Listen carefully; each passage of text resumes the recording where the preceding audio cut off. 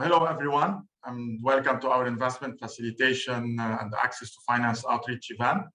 My name is Danny Malouli. I'm the head of investments at USAID Trade and Investment Facilitation Project.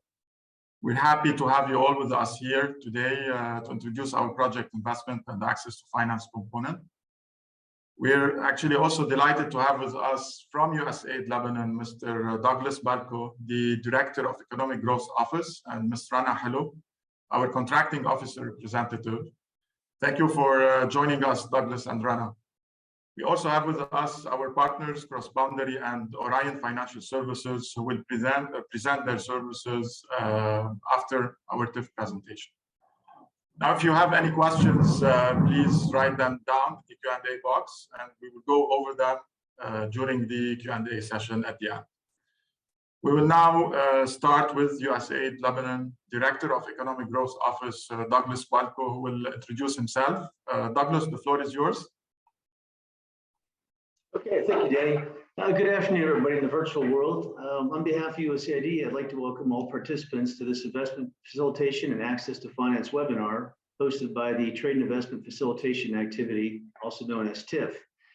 I just want to note that before I step back and allow the technical experts to present the information they'd like to share, on my note, I'd like to note that USAID and the U.S. government at large remain committed to supporting the Lebanese private sector during these both economic and financial crises. And so with this in mind, we've worked closely with our TIF partners, CrossBoundary, as well as Orion Financial, to come up with some novel and creative ways to facilitate access to finance, as well as improve the access to it as well. So with that, let me step back and let the technical experts step forward and present to you the information that I think you've joined us to hear. Thank you, Danny. Thank you, Douglas. Now we will move on to the opening remarks by Mr. Mark Rostel, Chief of Party of USAID Lebanon TIF Project. Mark. Thanks, Danny. Hello to everyone and good afternoon. My name is Mark Rostel. And as Danny said, I'm the Chief of Party of USAID Lebanon's Trade and Investment Facilitation Project, a 5-year project focused on facilitating trade, import substitution, finance investment, and policy reform. Under TIF, on behalf of USAID, we're pioneering innovative development approaches to economic growth and using grants for clustering enterprises and others like nonprofits to expand commerce, promote trade, increase import substitution, sustain create employment opportunities, and lead policy reform for private sector-led growth. Alongside this groundbreaking effort, we're working outside the stifled banking sector industry to facilitate much sought finance and investment for companies. In today's presentation, we're focused on investment facilitation and an activity that's new to USAID projects in Lebanon. We hope to leave today's discussion with a better idea on the scope of TIF's investment facilitation, what we do, how we do it, and how we can support potential partners. In closing, investments are important drivers of economic growth. They expand foreign exchange, promote export, job creation, and economic development, and so on. Back to you, Danny. Thank you very much. I'm looking forward to listening in on the presentations and the discussions today. Thanks, Mark. Now our TIF Deputy Chief of Party and Chief Technical Officer, Dr. Nadine Shmele, will give an overview about the whole TIF project. Over to you, Nadine.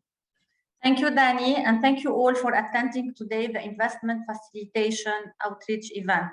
I'll present now the project overview and the partnership criteria. We'll start by TIF goals. The USAID Lebanon Trade and Investment Facilitation TIF project is designed to enhance economic opportunities by facilitating trade, investment, and policy reform in targeted business sectors, resulting in job creation and increasing incomes for Lebanese citizens with a strong focus on export and women participation. TIF is a multi-year project that could go up to $70 million. Now, what are TIF objectives? We have 3 objectives under TIF. The first one is to increase export of Lebanese goods and services. Second objective is to facilitate access to finance and to investment, which is our subject today. Third objective is to improve business and investment enabling environment, BIEE, and it's related to policies and regulation. Now for TIF methodology, we are following a market-led approach and a consultative process in partnership with the private sector. TIF role will mainly be a facilitator.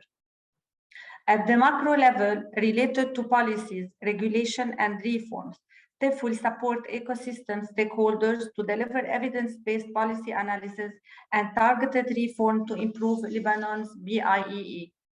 At the meso level, sector level, TIF will be working on the following priority sectors: the agro-food processing, manufacturing, knowledge economy and services, tourism, and hospitality.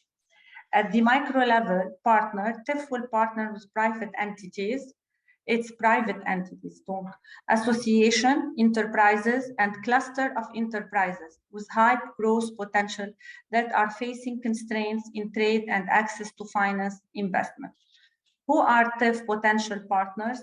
Any private entity could be a TIF partner, such as investment funds, private equity, venture capital, investment advisory firms, enterprises and group of enterprises clusters, association syndicates, service providers, and NGOs.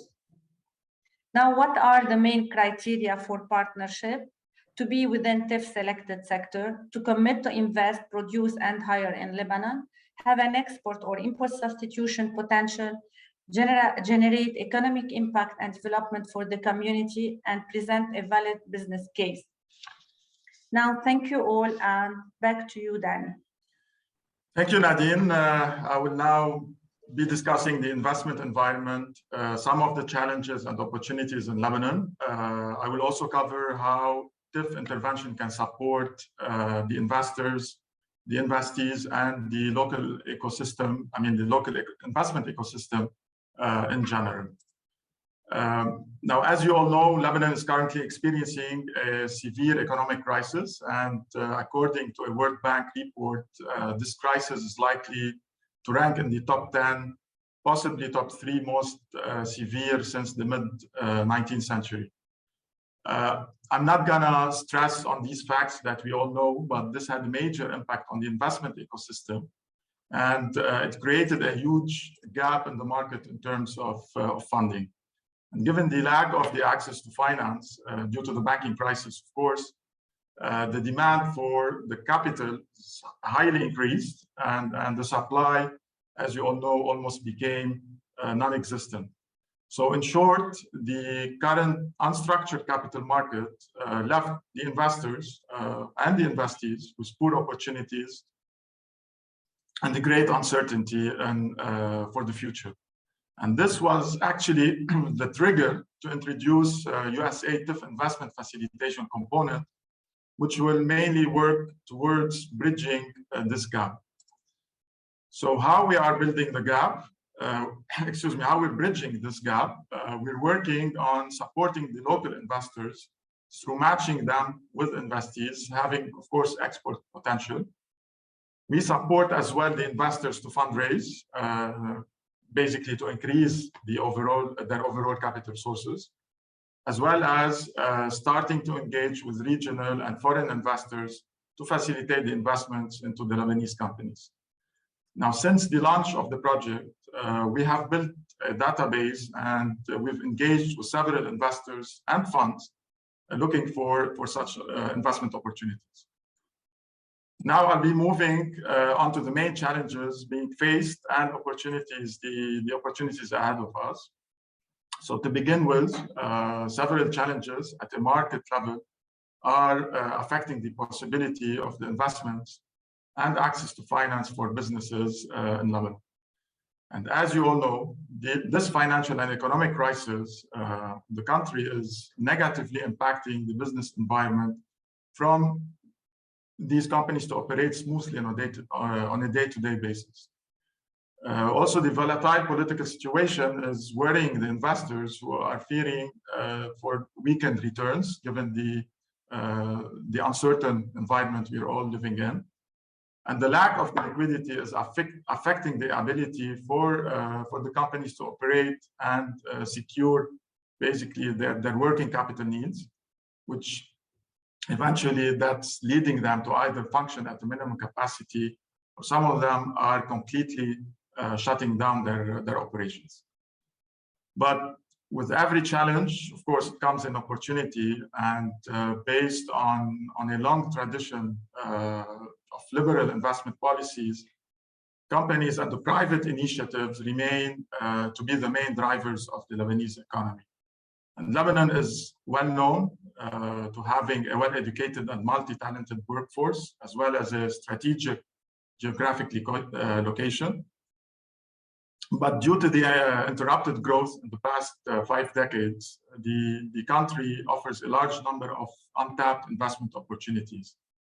And since the launch of the TIF project, we've been experiencing this demand from the applications we've been receiving, seeking actually access, they need access to finance. Now, moving forward, I will now walk you through the TIF areas of intervention.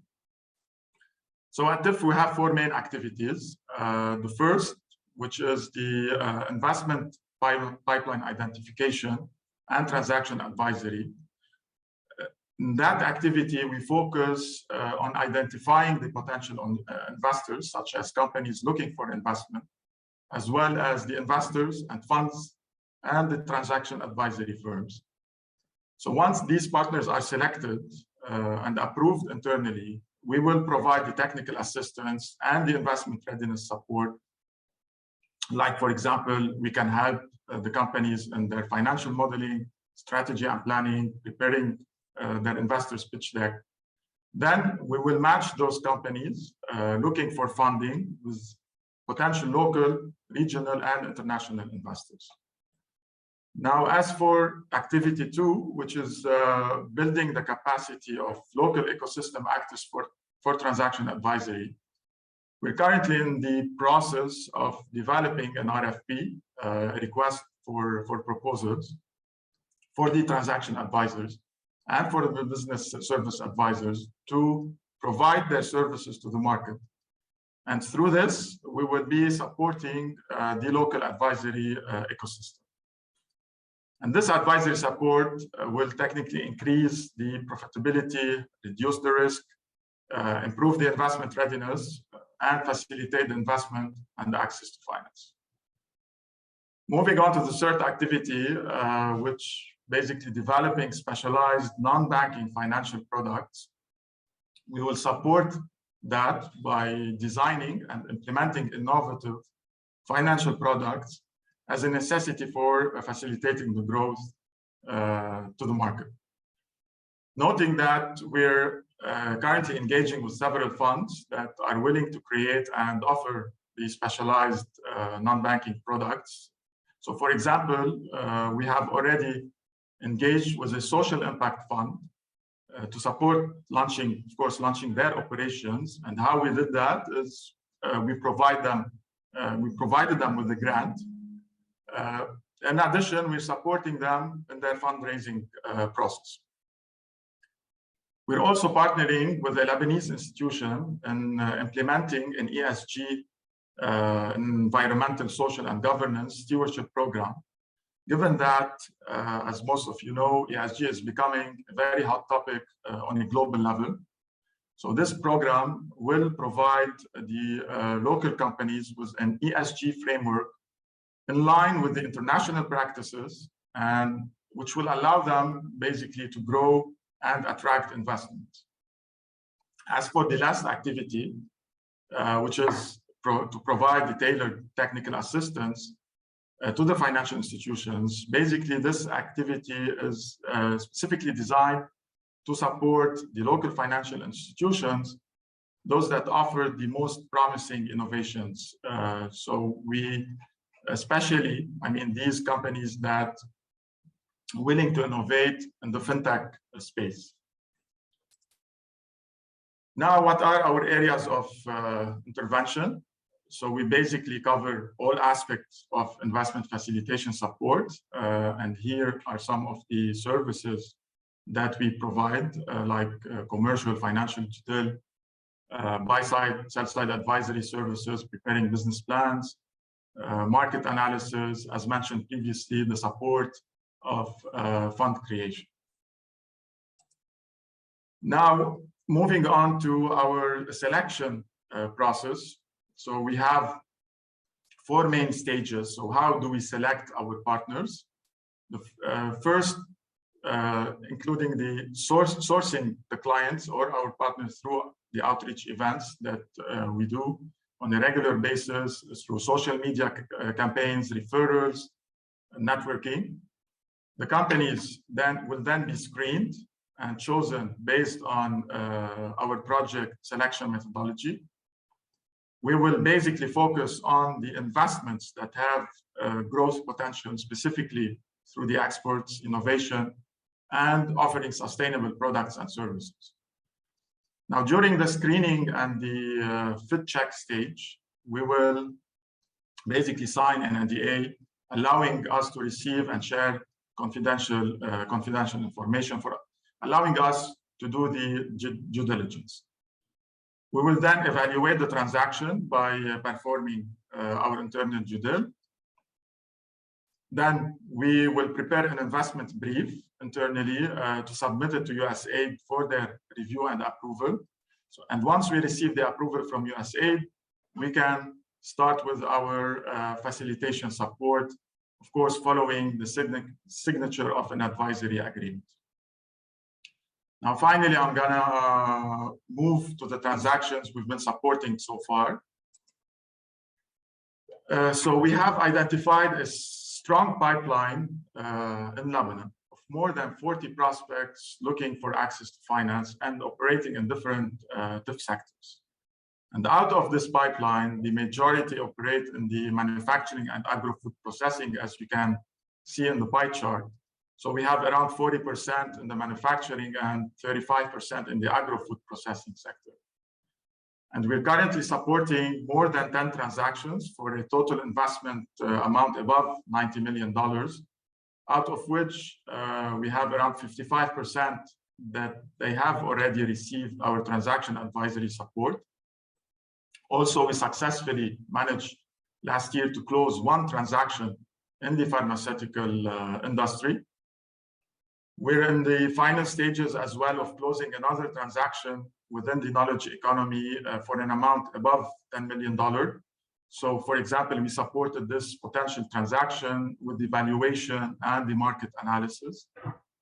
We're also supporting a Lebanese company in the water bottling business. So technically, we're supporting them to expand their product line and, of course, increase the revenues and exports. I will now pass the floor to our partners, CrossBoundary and Orion Financial Solutions, who will introduce their activities and discuss how they can help. So first, we will start with Chris Lyle. He's the head of CrossBoundary Lebanon office. Chris.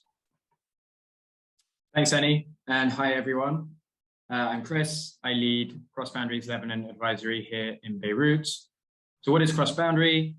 CrossBoundary is a mission-driven investment advisory firm dedicated to unlocking the power of private sector capital for sustainable growth and strong returns in underserved markets. Now, those could be underserved markets by way of a sector that doesn't have enough investment at the moment, or whole countries where there's a particular challenge to the commercial capital landscape at the moment. Now, we do this for a couple of different verticals. The first one is that we do have a number of direct investment vehicles. These are focused on solar energy and educational infrastructure, but these are focused solely on sub-Saharan Africa. You can see these in the bottom left of the slide. But the core of what we do and what I want to talk to you about today is CrossBoundary advisory. This is what we do all over the world. We have 18 offices everywhere from Latin America to sub-Saharan Africa, here in MENA. And here what we do is we work closely with companies and investors to help raise funds and close investments. Now, because of the nature of the markets in which we work, we typically will partner with a donor such as USAID, who will help to subsidize all or part of our fees so that we can provide these services to companies where otherwise it wouldn't make sense on a purely commercial basis. We've closed over $800 million of worth of transactions in our markets. These include very challenging environments such as Afghanistan, Iraq, Kyrgyzstan in the region, as well as in Lebanon here today. We're a team of investment professionals, so we have very strong investor links both locally, but also importantly, regionally and internationally. So we work hard to bring the right sources of capital into the country and help companies fund their growth. Now, if we turn to the next slide, I will try and make it a little bit more tangible in terms of the specific activities that we can support you with under the Trade and Investment Facilitation Program. And we can do these for both companies and investors. So you see along the top half, how we can help companies, and along the bottom half, how we can support investors. The first thing is opportunity validation. So with companies, we work with them to identify their exact capital needs. With investors, we can help them to landscape, scope potential opportunities for investment in the market. Now, of course, this rests on deep market intelligence. So we will help companies and investors understand the current market dynamics, understand the sector themes that are at play, and really help to ground those decisions and those insights in hard data and good market knowledge. And then we come to really the core of what we do, which is fundraising support. And here, when I talk about fundraising, I talk about both debt and equity. So it's a broad range of products we can help with, and also a broad range of investment sizes. Currently in Lebanon, we're working on transactions for anything from a few $1 million to help a startup fund its expansion, to larger tickets of upwards of $50 million for large-scale, fully fledged companies. So for fundraising support, we'll help you put together all the investment materials that you need. And of course, that rests itself on rigorous analysis behind that. That includes deep due diligence. We can help with quite specialized expertise here. A good example is we used our data analytics team to help ground a startup's expansion using geospatial analysis. So these are the types of in-depth feasibility studies we can undertake. And of course, financial analysis. This means building a financial model for you if it's required, performing valuation analysis, as Danny referenced earlier in the presentation. And we'll assist you the whole way through the transaction. So we will help you, we'll help support you with any due diligence requests as and when they come. We'll help with the negotiation of terms sheet, of structuring the right investment, and we'll be on hand to assist with anything that is required up until financial close. I'll now hand it back to Danny. Thanks, Chris. Now we will move to Nicholas Fotiades. He's the managing partner at Orion Financial Solutions. Nicholas, the floor is yours. Thank you, Danny. Thank you, Chris. My name is Nicholas Fotiades. I, together with my partner, Dr. Ghassan Shammas, we founded Orion Financial Solutions 20 years ago. Orion is a local advisory firm. It is a Lebanese advisory firm which focuses on the local and regional markets. It has a significant track record in Lebanon and in the region. It is made up of a very experienced team, a seasoned team of individuals with significant experience in the international banking and capital markets. In addition, it has ad hoc agreements with a network of very seasoned individuals who specialize in private equity, management consultancy, and capital markets. We tap on their expertise whenever there is a need, and they're closely linked to us.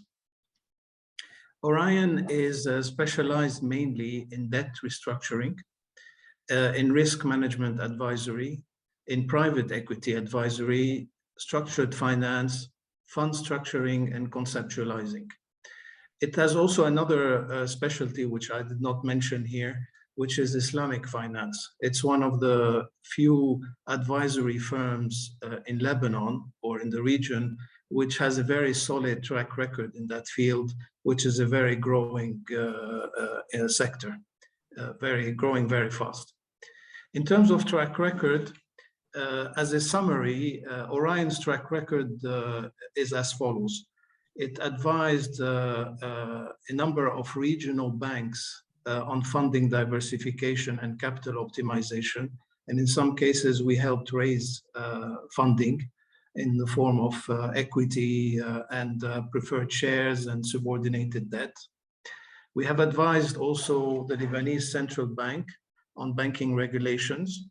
We also have advised a number of regional central banks on the same and on how to establish local rating agencies.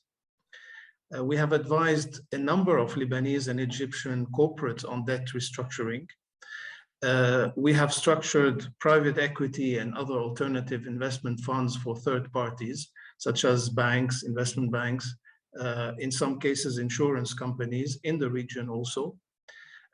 We have done a number of rating advisory services for banks, insurance companies, corporates, and sovereigns. By the way, rating advisory is purely taking by the hand a company or an institution that wants to be rated as it enters the international capital markets. So we guide them through the rating process. This is something that is very much in demand in the rest of the Arab world. In Lebanon, we have done that for the government of Lebanon some time ago, and in some instances for some banks. Finally, we have advised a number of companies in their sale to strategic and financial investors, both here in Lebanon, in Egypt, and in some countries in the GCC. Now, what can Orion do? How can it help? Orion is a major part of the TIF project. It's very much involved. It provides two things. It provides first a support mechanism, and it proposes funding alternatives. In terms of support mechanisms, Orion has conceptualized alternative funding structures to service TIF-focused sectors. It has provided tailor-made and specialized feasibility studies related to the development of TIF-covered sectors. We have also tried to provide, and we aim to create specialized financing entities such as funds to fill the void left by, unfortunately, the incapacitated banking sector. This is something that is touching the entire industrial sector, and we are very keen to create and invent solutions to sort out this much needed issue. Finally, we provide technical assistance in a similar way to CrossBoundary, our partners, to a selection of corporates which are themselves strategically positioned within their sectors and within the scope of TIF-covered sectors. In this particular instance, we look at companies that have very strong export capacity and as well as import substitution capabilities, and companies that are very strategic for the development of the Lebanese economy in its move from being an annuitant economy to becoming a productive-based economy. So what have we done as a company to provide funding alternatives? Orion is working hand in hand with TIF and its partners to create alternative funding sources to bypass what is now an incapacitated banking sector, which has not been lending any money to any sector for at least the past 2.5 years. So we have identified for the time being, but I think that these are very important funding forms, two main funding forms. These would contribute towards the development of TIF-focused sectors, improve their performance, and help them develop and achieve their potential, and build a sort of a recurrent economic capital, which is very important. The first thing is that we have conceptualized and we are looking to create a what we call a recapitalization fund, which is an equity fund, a private equity fund, which would inject equity capital into companies with very strong export and import substitution potential, in order to also help them increase production and diversify activities, and not rely on bank debt to fund their development, but rather on their cash flow. The second financing or funding form that we are very keen on, and has to be done as soon as possible, is the creation of a factoring and reverse factoring fund, I'll be open to any questions later on to explain what these mean. But it is a sort of short-term working capital trade financing type of facility. Finally, Orion is working closely with the TIF team in organizing and putting into shape these two financing activities.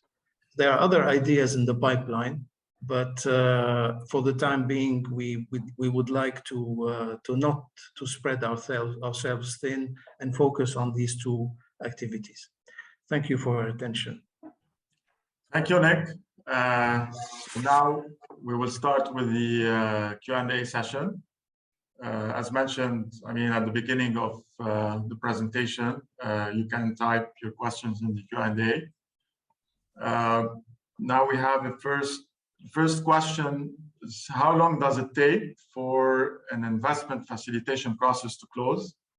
So now usually, I mean, it depends on the company's commitment, of course, in providing. I mean, once we start the investment facilitation, it all depends on the company's commitment to provide us with the required documents. And it also depends on matching the investee with the suitable investor. So usually it takes some time to find the right investor for the right company. But internally, I mean, the approval process to start with the investment facilitation usually takes around a month between doing the internal due diligence, preparing the investment brief, getting the approval from USAID. And after that, it all depends on the investor and the investee's negotiation to close on the transaction. Now we'll go over to another question. So what are the main criteria that look for when selecting enterprises? Nadine, I think you can cover this question. Yes, Danny. So the main answer here is impact. First, it has to be within the TIF selected sectors, which are the agro-food processing, manufacturing, knowledge economy, and tourism. And it's based as well on what the investment will lead to in terms of enhancing economy through job creation, revenues, export, and import substitution. So we need to see the results as well. Thank you, Danny. Thanks, Nadine. Another question we have, does USAID invest directly in the companies supported, and to what extent? So basically, as TIF, we don't do direct investments, but as mentioned throughout the presentation, what we do is we provide the investment facilitation support from all the listed services that we've mentioned, as well as Chris and Nicholas mentioned as well. So, but what we can do is we can cover the cost of the advisory services throughout the investment facilitation. So this is what we can cover as TIF. And there are as well several projects under USAID who can directly invest in companies such, for example, IM Ventures. Now for another question. So what are the terms and conditions of the investments, like interest rates, repayment schedule? Well, as you know, there are several types of investments. So like you have the equity, the debt, mezzanine, and all these type of investments, they have their own terms and conditions. So these are usually discussed between the investors and the investee, and it's set basically during at the time of the negotiations between the two parties. So technically, we do not, as a project, intervene and set the limits or any ceilings when it comes to these. I mean, the pricing and the interest rate, etc. But I will leave it to Chris and Nicholas as well to discuss more about that topic. Chris, we can start with you.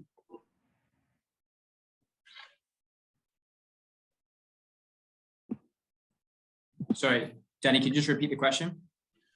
Yeah, it's what are the terms and conditions of the investments in terms of pricing, interest rate, repayment schedule?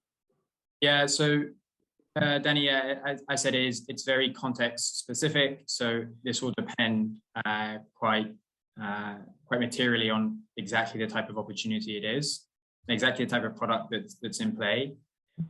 We'll work hard to find the best terms that are appropriate and are available for any opportunity.